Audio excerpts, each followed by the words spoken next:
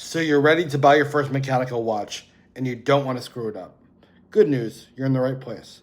Let's break down exactly how to choose the perfect first mechanical timepiece for every budget.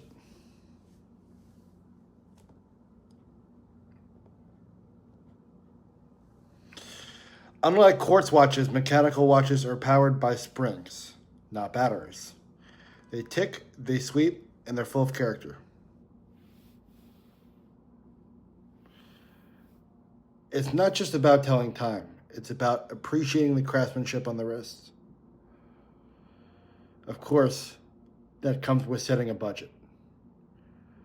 So, let's talk money. Under $300, you've got Seiko 5s and Orions. 500 to 1,000, Hamilton and Tissot are your best friends. Something like this, beautiful Alpina, is, of course, in interesting shape and something different, but it can be had for under $1,000. $1,000 to $2,000. Now, that's your future keeper territory. If you look at something like Longines or Christopher Ward, I think you can find something that you like. But the important thing is you have to pick your style first. Do you like dress watches, field watches, dive watches? Are you more dressy or casual? If you're looking for a dress watch, I would go clean and classic. Something like maybe a vintage AP. A field watch, rugged, no nonsense. And of course, a dive watch is sporty, water resistant, and ready.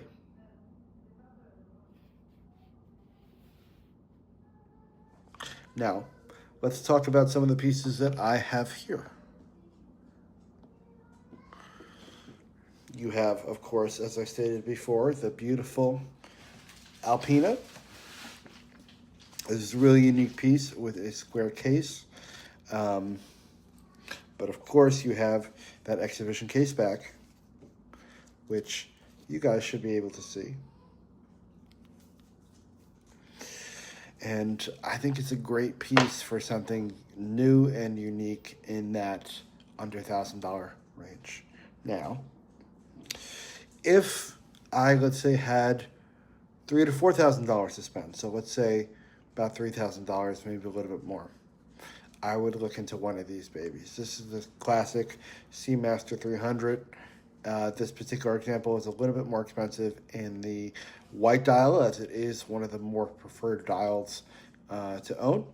However, if you went with the less modern 41 millimeter on a bracelet, you can definitely have that in the $2,000 to $3,000 range. And of course, the white dial on strap can be had for slightly more. And let's say you had $5,000. What would be a great first mechanical timepiece? This piece here. This is the 1601. And it is a beautiful piece. If you like two-tone, you like a little bit of color, this two-tone Datejust is awesome. The one thing I would keep in mind is, of course, the bracelet stretch. You know, as you can see, as you get older with these vintage pieces, the stretch on the bracelet tends to sag, and this is one of the more worn models, I would say, in the $4,000 to $5,000 range. Of course, you need to not just get lost in the jargon and the beauty of watch collecting. There are some important things to remember. Things like the movement. Is it a Miyota movement? Or is it a more classic movement? Miyota is good for starters, but it's not the best movement in my opinion. There are some better ones that can be had for that starting range, depending on how much you have to work with. You need to focus on crystal. Sapphire is best if you want something that does not scratch. However, Hazelite is cool as well. Other minerals, totally fine. But my suggestion is Sapphire because as a new beginner watch collector, you're going to scratch that piece a lot. I'm sure you're going to wear it more often than others. And you want to make sure that, you know, it doesn't take too much of a beating in your first couple months of wear. When it comes to water resistance, at least 50 millimeters, or at least 50 meters rather, apologies for that. I think if you just want to be safe, I think that some of these great dive watches at, you know, 120 meters and 1,000 meters or however it is, you know, you get some of the sea dwellers and those are beautiful pieces. That's not what we're talking about here. We're talking about, you know, beginner entry-level mechanical timepieces. If you are fortunate enough to start your watch journey with a sea dweller, that's awesome, but I know that that's not the typical, you know, collector. Finally, something to keep in mind, lume. It's nice to have, but it's not a deal breaker, at least in my opinion. If a watch does not have lume, that's totally fine. It needs to be reflective, of course, in the price of the item. And if we are starting a watch collection and we're looking for our first mechanical timepiece, I would say if it didn't have the lume, it's not necessarily, for me, a deal breaker. It might be for some, but that's no problem at all. The beautiful thing about watch collecting is it is a very personal journey. What are my go-to beginner brands? You have, of course, Hamilton. You have Seiko. You can get some wonderful pieces in the sub $1,000 range for those numbers. When you're talking in the $2,000 to $3,000 range, some Omegas are great investments and great pieces of watch history. You have Breitling. I would go with the Super Ocean model. Super Ocean 1 and Super Ocean 2 are great pieces to be had for under $3,000. If you want the $5,000 range, which I think in most cases, that's what a lot of people are probably maximum starting with. You know, you might start with a little bit more, but for the most part, when people start their watch journey, in my experience, they're working anywhere between $3,000 and $5,000 for something that is modern and, of course, mechanical.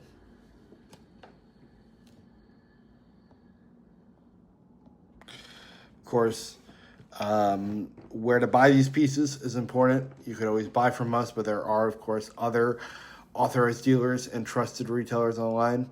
I would not chase hype on sketchy websites just because it looks good. There are some really nice websites that you can use, such as Chrono24 and eBay, that have been time tested, but all the new ones that have been coming out, I think like Bezel and things like that, they are good resources, but they're not necessarily a good overall scope on the market of the piece.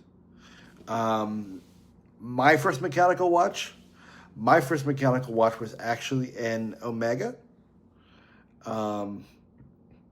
It really, I can't say it started everything because, as you know, in one of my previous videos, we talked about my first watch that was standard. That was the Breitling Colt Quartz. But my first mechanical watch was shortly thereafter, the Omega reference 2200.5. That is a 45 millimeter reference.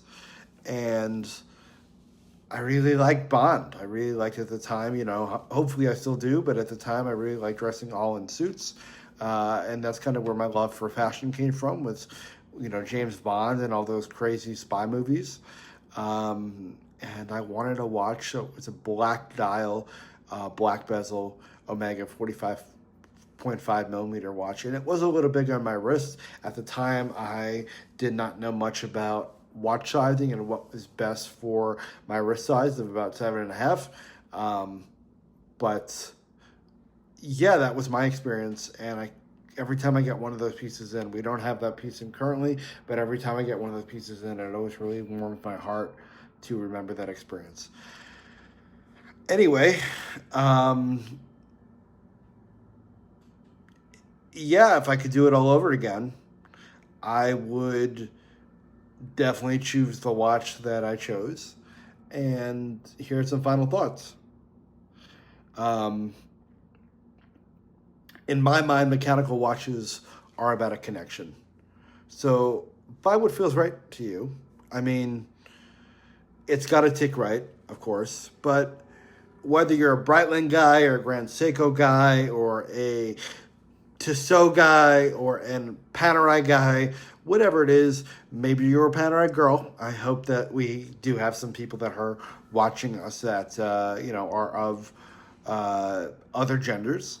But yeah, I mean, I think that there's a wonderful world of watches to experience, and I think that when you're buying your first mechanical watch, you'll always remember it.